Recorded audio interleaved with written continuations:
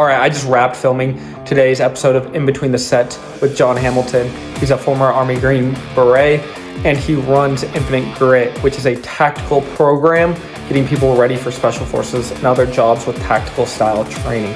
So have a listen. We go over one of their new blocks going into it, kind of get a good workout, and then me asking them some questions about tactical training as a whole. All right, guys, so we are doing day one of our block 2 of our soft prep program. This day is gonna start out with a little bit of warm up. I don't need to go over that. Rowers, 500 meters for time. Then we have a couple supersets that we'll dive into. All right, I'm probably gonna do like a 150 pace. All right. Yeah, let's just get it. What are you doing with it? Like, do you have any pacing strategy with it or what? Yeah, so you have kind of two ways you can make the screen go faster. The first one is either long, powerful pulls, acting as if it's a 1 rep max deadlift. A lot of speed going into that flywheel right away. Or you can kind of pick up that pace and go shorter, faster pulls. Kind of depends. Do you want to use muscular fatigue or heart rate? So it's a balance. So we had a shorter test there. So a little bit of both, but I just personally, as a bigger athlete, like long big pulls. That makes sense. And smaller athletes usually are a little bit shorter and faster pulls. Yeah, so your weight on any of the machines matters. So does your height. So your cable length for a shorter athlete might only pull to here at their full extension, where I'm taller, where it gives me that. So I want to use that to my advantage. But it's all about getting that flywheel to spin as fast as you can right off the rip. So like if I'm just pulling all week and pulling a lot, my pace isn't doing anything. Where if I just slow it down and do one big pull, it's gonna speed up that pace. Right, one big pull is like 30 meters on there.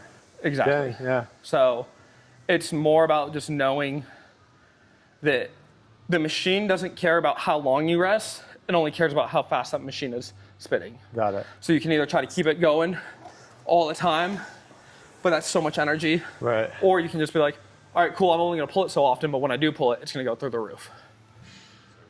Yeah, that makes sense. Exactly. So where are you aiming for the handles? Are you aiming I kind of think sternum. Okay. So all I want to really think about though is it's all in my legs till I'm fully extended, and then I'm just finishing it with my arms. It's not like I'm pulling with my arms. So the biggest thing is arm straight, arm straight, arm straight, and then finish with my arms, if that makes sense Yeah. for rowing. All right, let's do one more. You like have a big pull and then you almost like not pause, but you like get that. Exactly. So I think 1 second to pull, 2 seconds back is 20 strokes per minute on the machine. So I'm resting twice as long as I'm pulling. That's Okay. how I validate it in my brain. Cool. I'm gonna try it out. All right, let's do it.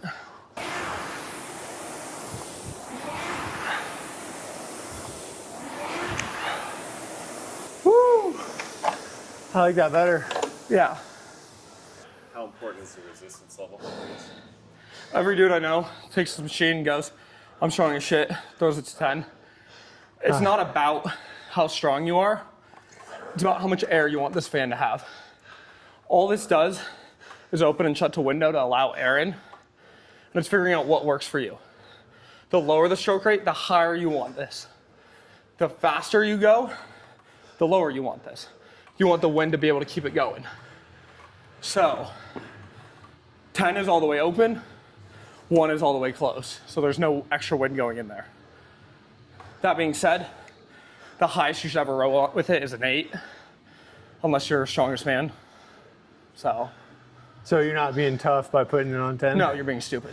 Yeah. So unless you're doing 200 meter time trial, like we did 500, which is really short. Like if you're sprinting it, that's sub minute 30. Right. You don't need it. You're just wasting energy trying to pull it super hard. It's kind of that balance between cardio and strength. Which is exactly what you want to do with the rower. Anyway. Exactly. And I know people that are even stronger than me that will row on a 5. Like that 5 through 7 range is kind of ideal. So, yeah. Cool, I've always put it on an 8. Yeah. All right, let's do some lifting. Endurance, I kind of call them strongman stuff, so it's not just running, biking, like Ironman kind of stuff. It's doing something creative that seems super tough. So I've done a 72-mile farmer's carry around Lake Tahoe to raise money for veterans. I flipped a tire for 24 hours, actually down and back through this gym. Really? Yeah, because we were supposed to do it outside, Arizona being lovely. Yeah. And March was 101 the year, like two years ago when I did it, and that day. And so it was like quick audible, and I was like, it sucks, but got to do it in here, having the air conditioning. And then the last one I did, I climbed her up for 24 hours, the goal was 24 hours, but it was climbing the height of Mount Everest. Wild. And what's the next one you're doing? We're going to pull a car for a marathon, more specifically a truck. So, yeah. Dang. Pulling a truck for 26.2 miles. It's no joke, dude. On roads or what? All right. Lunge step up. Just 4 per side, so nothing crazy. Lunge. So we're lunging back, not Lunging touching back. in the middle, stepping straight onto the box. Correct, yeah.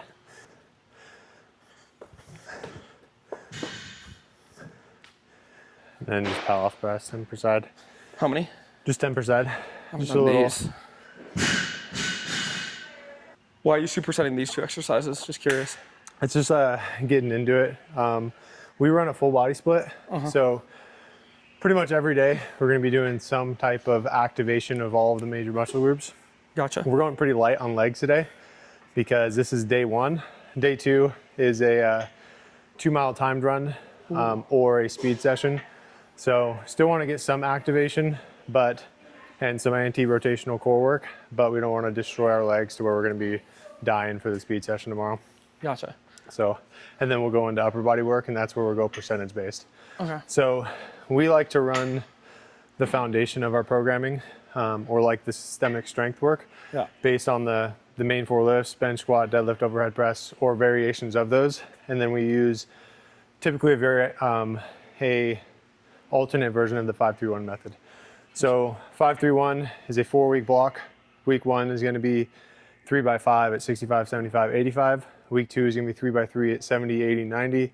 Week 3 is going to be 5 at 75%, 3 at 85%, 1 at 95%, and then a 4th week being a deload. So it's really good for our purposes because usually tactical athletes need to improve their run times, need to improve their endurance under a ruck, things like that.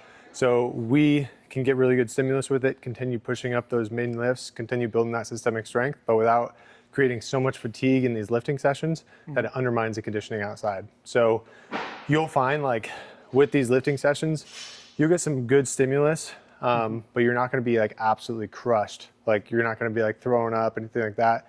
We'll have like work capacity days, but usually you're like, I feel good, but I'm ready to go for tomorrow in that speed session. So would you say the way you guys kind of train athletes is that the lifting is just an accessory to what's, I don't want to say important, but the run times, the ruck times, the things that are going to pop up more often on those kind of tests, and lifting is just let's support those muscles and build those muscles so that those main important things can be kind of improved? 100%. All right. Yeah. So when you look at the requirements, especially like for Special Forces Assessment Selection, which is the majority of our clientele, you have to be able to run fast in that initial gate week. You have a time 2-mile, time short run, long run, timed rucks, and then everything after that, you're going to be walking through the woods, carrying a heavy pack, carrying moving apparatuses, moving different things. So at no time throughout that course are you ever going to be tested on your deadlift, your bench press, your overhead, your overhead press, things like that. So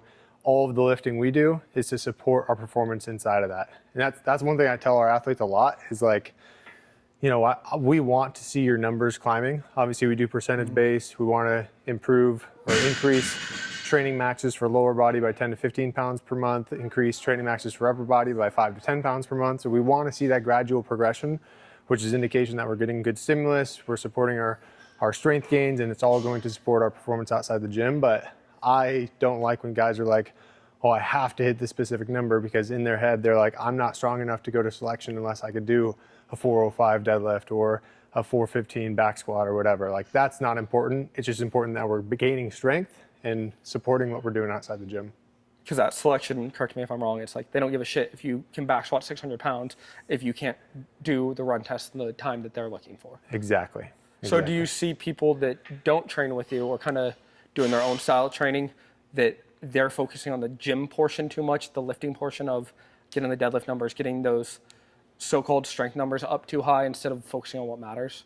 Yeah, I wouldn't say like getting up too high, but if you have too big of an emphasis on the strength training, you can see, and you're not emphasizing the running enough, you can see a lot of overuse injuries, you can see slow run times, and a lot of times you can see just not the mobility and not the ability to withstand the punishment that you're going to take over those periods of time. One of the biggest problems I see guys making when training for this environment is like focusing on bodybuilding or thinking like bodybuilding and just getting a pump in the gym and just like leaving feeling jacked is training the body in a way that's going to support our training outside of it. So you'll see a lot of guys that come in and they're just doing a 6 day per week push-pull leg split with a couple runs on top of it. And then they're wondering why they always feel heavy on the runs, their run times aren't improving, and they're not getting the metrics that they need to. It's like you got to train a specific way if you want a specific result. Gotcha.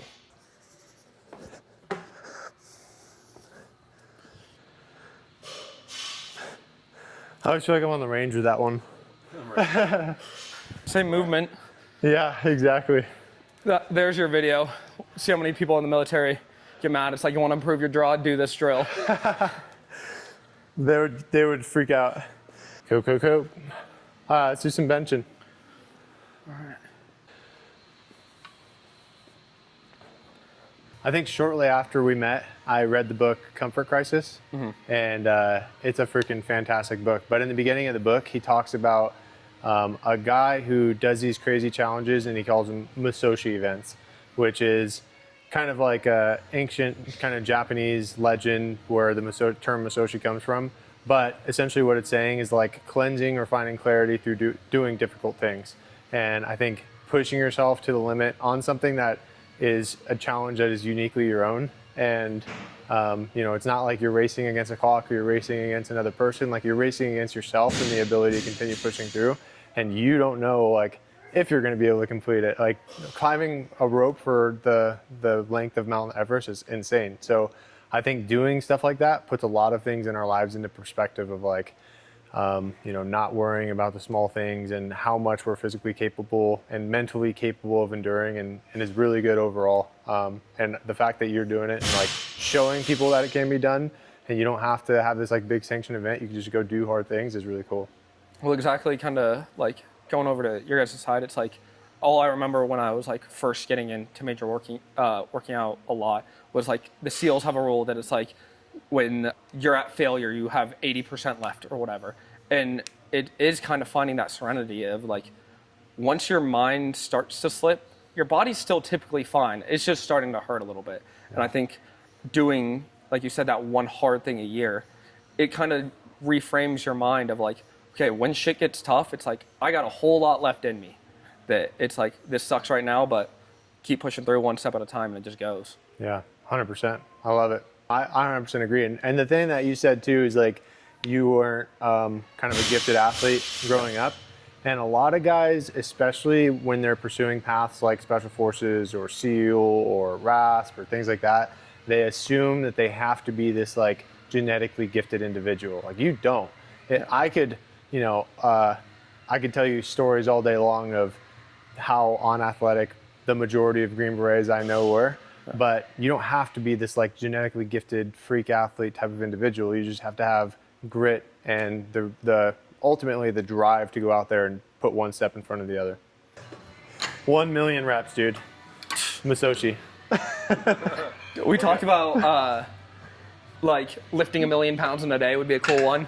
Just like going through 1 million pounds in a day. It's like I can start off with deadlifts, go to squats, do bicep curls for an hour. See, this is where everyone's going to make fun of me because I never bench press. Really? So I have the world's weakest bench press. That's all right, dude. I'll make it look heavy. I can overhead squat 40 pounds more than I can bench press. Really? Yeah.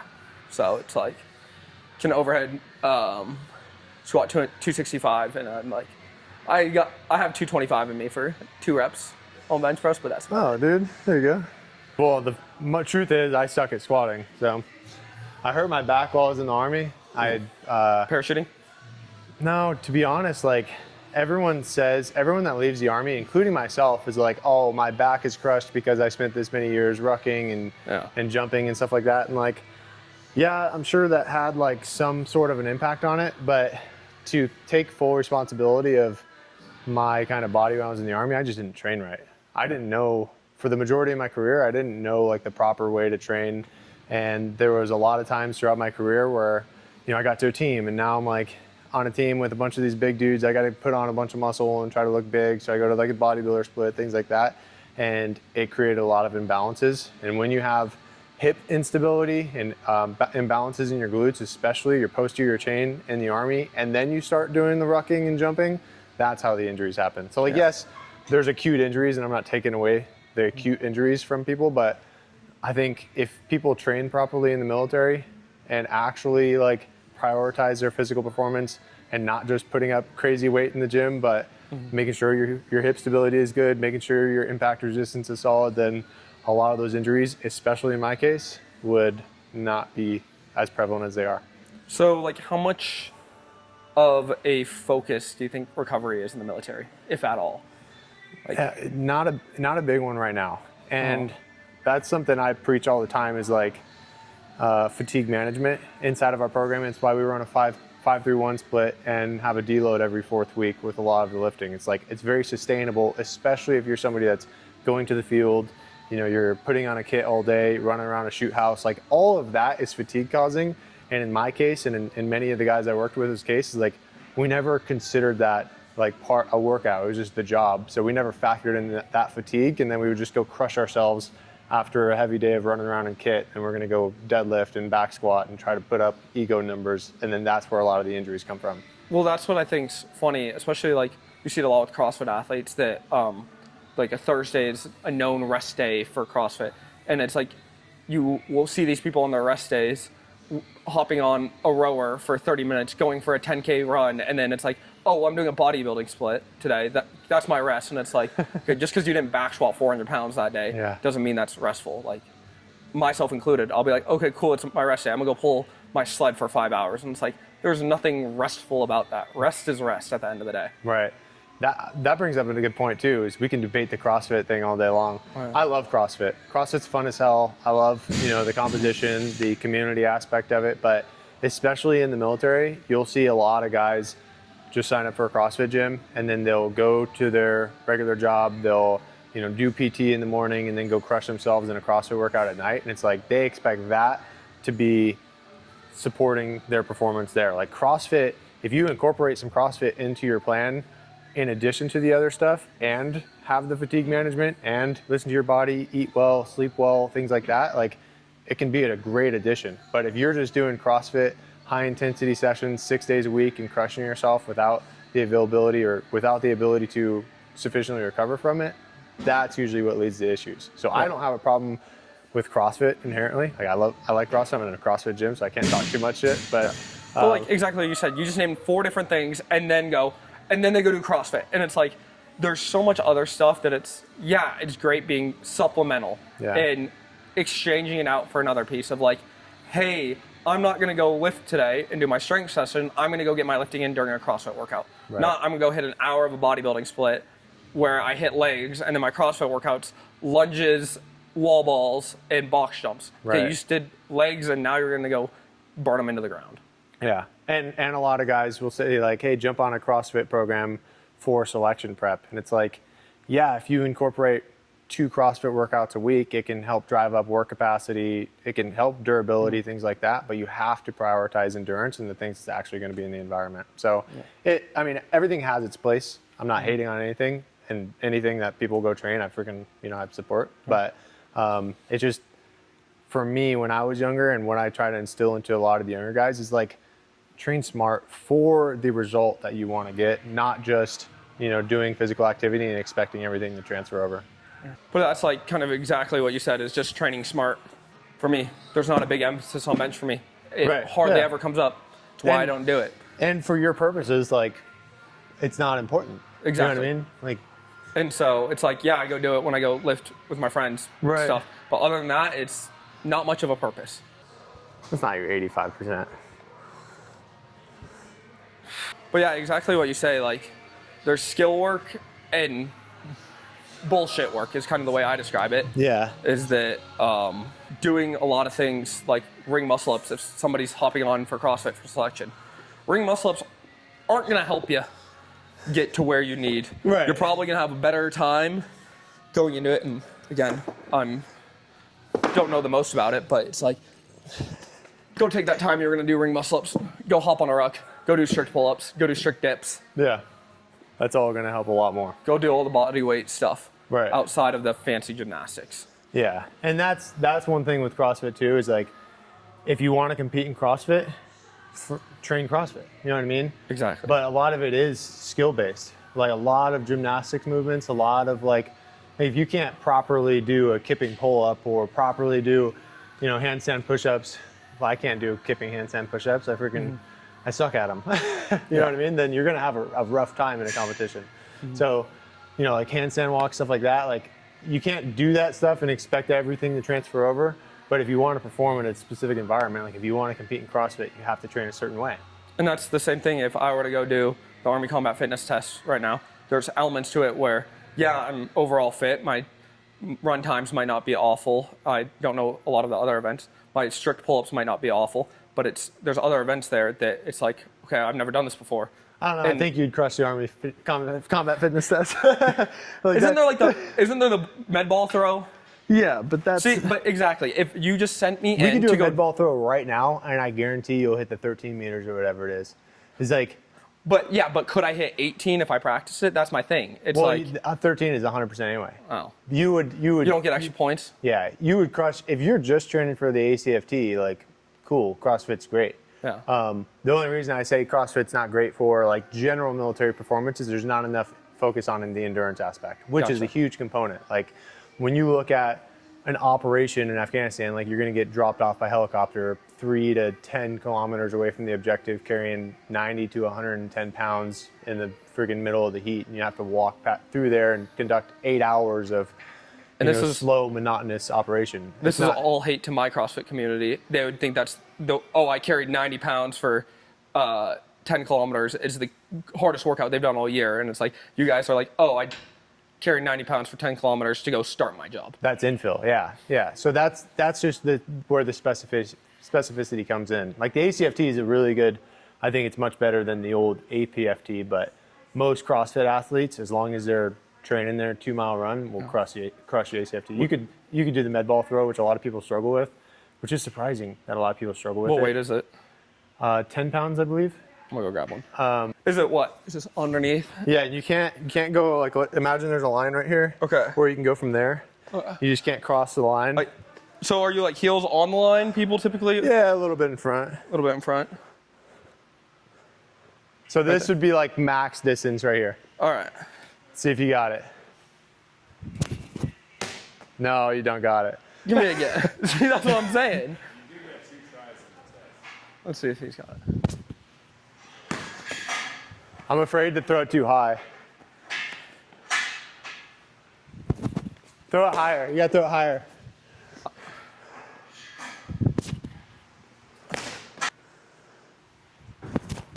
See? And if you could throw it, I'm afraid to do it in here, but if you add trajectory to it, you'd be fine. Okay. It's basically like... But that's still a skill. Like if I walked in there right there, look at my first throw. It was 3 yards. There is some skill to it, but a lot of it is just the explosive power. Like you have a really good raw deadlift, and you have a lot of explosive power, like with bar muscle ups, things like that. It's all in your hips. And one of the biggest things I see with the standing ball throw on the ACFT is guys like cutting themselves short. So they'll come here, and when you're doing they're not hitting that triple extension. Exactly. When you're doing like kettlebell swings and things like that, where you're focusing on that extension, a lot of guys just cut themselves short, which just robs them of all their power. So one of the biggest things is getting that triple extension, extending your hips, and then having the right trajectory, and you're gonna max it all day long. All right, spot me. Let's see how Do you want to hit this? I'll try it. You sure? Yeah, fuck it. Fuck it. Fuck it. We're maxing out on my rest day. Yep. Got you. Oh, that's easy, dude. That's too easy.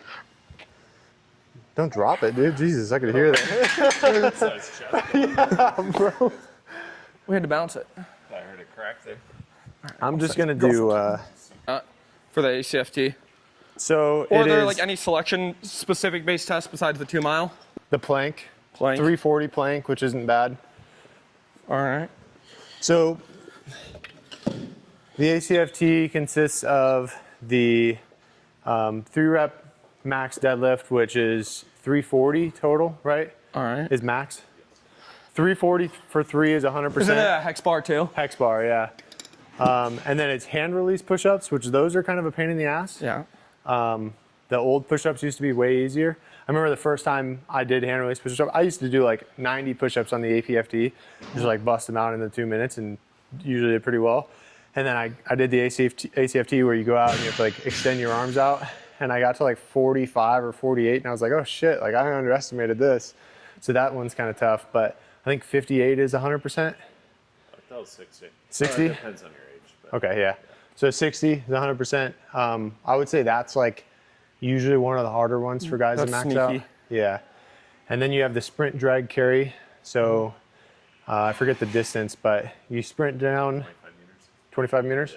So you sprint down, then you sprint down and back, and then you drag a thing going backwards, down and back, and then you like shuffle down and back. That one's really easy. The only problem with it is you kind of smoke your legs out for the 2 mile run.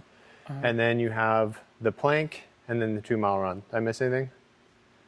That's it. Yeah. No pulling strength at all? No pulling, just the deadlift.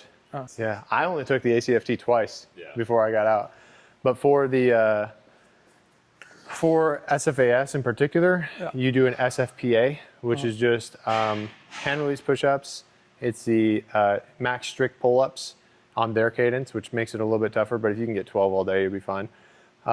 Max plank, 340 is again max, and then the 2 mile run. So that test is pretty easy because it doesn't have that sprint drag carry that really smokes out your And legs. 12 is max for strict pull-ups? No, they don't. Oh. They don't have a. There's no percentage based on there. The minimum is 6. The minimum is 6. Like if you, it might be SFRE is your guys is gotcha, probably did 8, but as SFAS the minimum is 6. So if you get less than 6, you go home. But nobody should even go to selection if you can't do 6 pull-ups on their cadence. So they say up, down. So yeah, it's a little bit Do you slower. have to pause at the top at all, or no? You don't have to pause at the top, you pause at the bottom. So usually what I tell guys is like if you can get 12 like strict on your own, then you're gonna be fine. But you usually be fine, but the cadence usually mess guys up a little bit. All right. What's next? We'll just do hollow body, flutter kicks, dumbbell curl and press, and then plank tricep extensions. So these are 4 count hollow hold flutter kicks. They're not very hard, but just a hollow hold, and then 1, 2, 3, 4, 1, 2. And then this one is easy. This is just a curl and press.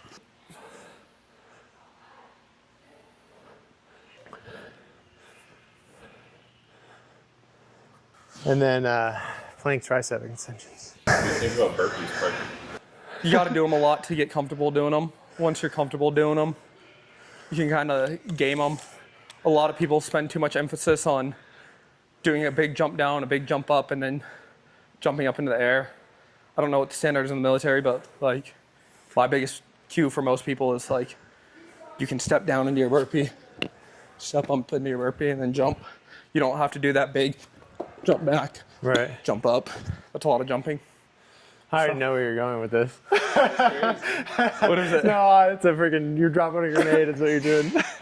No, a while ago, we were working out and we used to do the same thing, just put the camera up and just bullshit, like Yeah. wadcast. And he asked me like what the most useless exercise is. And you said burpees? And I said burpees. Yeah. Oh. And no, I mean like, and it did pretty well on social media, but it's probably my most controversial reel, just like with the amount of people that took massive offense to it. And it's like, I didn't mean any like, there's no useless exercises. Everything has its place. Is burpee getting your heart rate up, getting conditioning up, like building work capacity, strength? Like, yes, of course the burpee is not actually useless. But like from what you said, like a burpee comes up in a CrossFit comp, it's like, you know, they're kind of a top speed, you can really go to it realistically. Where it's like you throw a fan bike in there, that's gonna shoot your heart rate up 100 times more than doing 20 burpees. Yeah, and my thing was, obviously, like, the vast majority of people that we work with are going to selection, so everything I talk about in programming is like a very specific audience, and like, how many times did I do burpees throughout my entire career? Fucking like none, dude. So for me, it was like a very useless exercise, but it's not actually useless. And you know best, like, especially your niche is so specific to people trying to go to selection. Yeah. It's like, it wouldn't help having me come in and be like, oh, I'm going to guest coach this week. All right, guys, we're going to do thrusters. We're going to do ring muscle ups, handstand walks, like to get you ready for selection. It's like, okay, I'm never going to see that. Like, why aren't we rucking? Why aren't we running? Why aren't we doing push-ups? Like, that'd be funny. I wonder what the guys in the group program would say if I did handstand walks one day. I can't even do handstand walks. People hate those and the one-arm push-ups. I know. I always tell people too, like the one-arm push-ups, you really want to engage your core. And you can use both arms to like push yourself up and then just use one to let yourself down easy. I really hate this too. I don't know why, because this one's not bad. Yeah. when you said that, I was really scared because I've never done these. But yeah, it's not. It's not bad. Yeah, I know. It's just about like focusing on pushing your hands to the ground. Yeah.